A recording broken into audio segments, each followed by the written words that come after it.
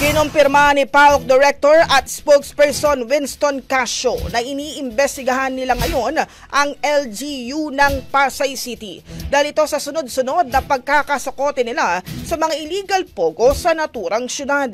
Nabatid na kabilang sa mga ni-raid na pogo sa Pasay ay ang Rivendell na nasa P. Zamora, pangalawang Zone 1 Technology na nasa corner FB Harrison at William Street, Kimberly Technology at ang pinakahuli ay ang raid sa loob ng Heritage Hotel. Ayon kay Casio, kasalukuyang sinusuri ng PAOK, Department of Justice at DILG ang posibleng pananagutan ng Pasay LGU, partikular sa pag-i-issue ng mayors at business permits sa mga pinagkakanlungan ng Pogo Hub.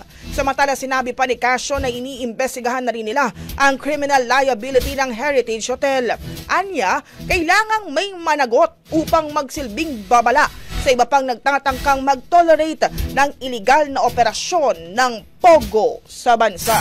Ang bahaging ito ay hatid sa atin ng Yummyvit ES3 Syrup. Simulang tuparin ang pangarap ng iyong anak. And stunting now!